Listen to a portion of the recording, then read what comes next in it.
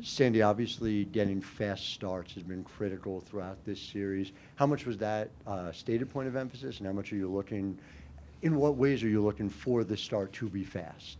Yeah, we have had 2 great starts, and we want to do this in Game 3 too. I know they've spoken about it. Cheryl's a lot. It's their home court. They want to do the same here, and just be really intentional with how we want to play. Stay true to who we are. Making sure we're bringing the toughness right from the start. Sandy's staying to the right in the front. Hey, Sandy, I'm curious how you react to Sabrina getting the all-W second team and why you think that's where she ended up. Yeah, look, obviously any award's great for our players. It's great to see 3 of them in there.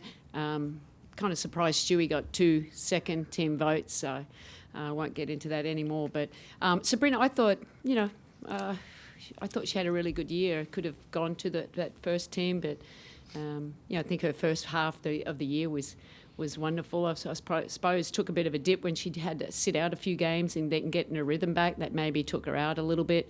But overall, she's had a great year, and it's a young player that continues to keep getting better and better. Sandy, all the way to the left in front. Hey, Sandy. Hey, Douglas. You make their day when you say that, which is hilarious. Doug and I go way back. So. Yeah. You guys have been front runners this whole series in a way. I mean, I think they've led for maybe 3.5 minutes the entire time.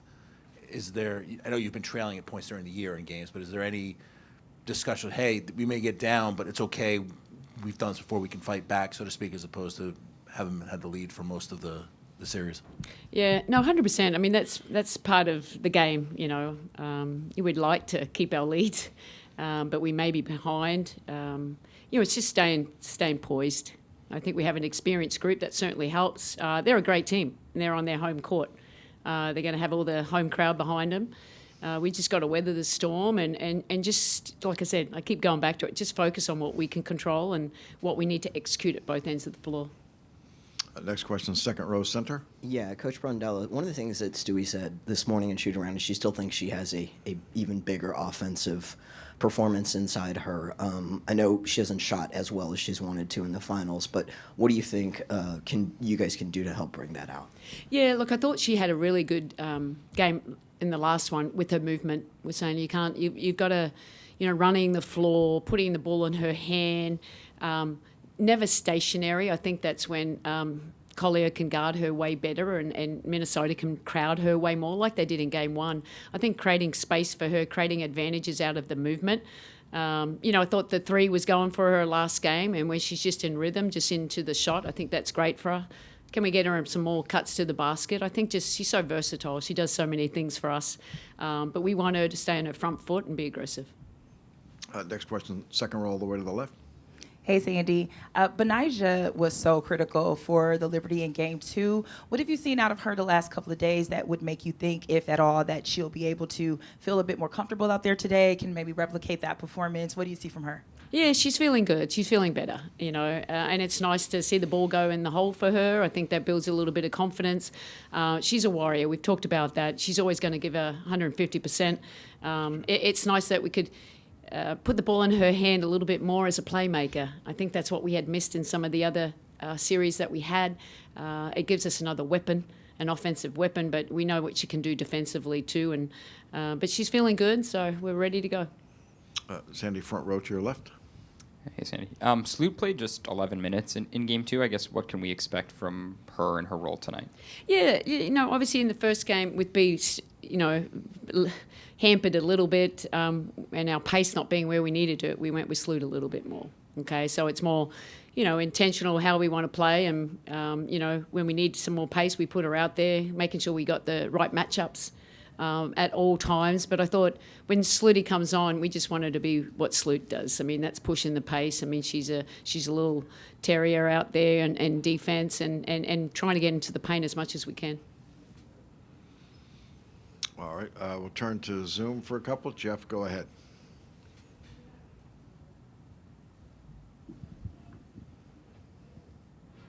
Thanks, Ron. Good evening, Coach. Thank you.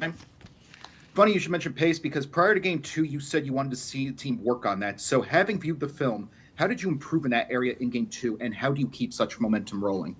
Yeah, look, I think it starts with getting stops. That certainly helps. You can get out and run. And we've got, we're not about giving it the ball to the one man. We're about just pushing it. Whoever gets it, let's push and fill corners and good to great, paint to great.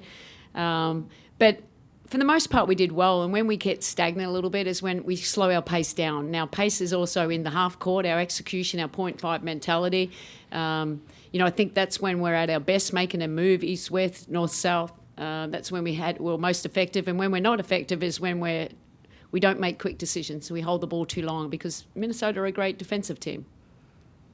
Appreciate your time and insight. Have fun out there tonight. Thanks.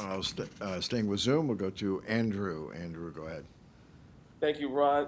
Coach, just want to ask you about how you felt the three-point defense for your team in Game 2 was compared to Game 1 with how the Lynx made 3 less threes and made less looks for Caleb McBride getting open and other shooters. How do you feel that your three-point defense and running them off the line and contesting was going into Game 3? Yeah, it's critical for us. I mean, we didn't, like I said, we were disappointed with our overall effort in Game 1, and all you can do is, what you're going to do in the next game. And I thought we came with the physicality right from the beginning. We'll be way more disruptive. And then the activity, like we're blowing up DHOs like we're supposed to always. We're denying it. We're in the congestion where we are. We're active with our hands. We had 21 deflections. The first game we had 4. I mean, that says a lot, doesn't it? You see how active we are in our scramble defense and relying on it. We're on a string. So if we have to close out, I think if you're closing out, even if you're closing out, they may make one, but the goal is to make sure that every shot is contested because they are a great three-point shooting team. And that's another key for us tonight.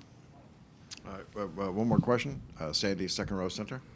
Hi, Sandy. Stewie spoke earlier this week about finding the beauty in the struggle. Specifically, that was when you guys were down 0-1, but she was even reflecting on, hey, we only have so many days left of this season, so we need to enjoy those moments together. I even looked at, at shoot-around, you guys were having some fun and we're light. So I was just curious how you feel like you and the rest of the team have embodied that, through the ups and downs of this series. Yeah, I mean, you got to enjoy the journey, don't you? Otherwise, we were all disappointed at Game 1. It's like I always have this rule. It helps for me too. It's, when you wake up that next day, you got to let it go.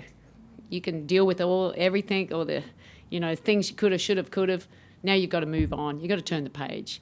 And enjoying the journey. I thought we've had a great year. I think just how we continue to build the relationships. You get to go through so many, when you face so much adversity together, it builds a stronger bond. And, it's a game, isn't it? In the end, we're competitors. We want to win. We want to play great. But still, you have to enjoy it because if you put too much pressure on you, you get a little bit tighter. So we're locked in. We don't get, we're locked in when we need to. We make sure we enjoy. There's always joy in what we do because this is our job and we're lucky to be doing what we do. Sandy, thank you.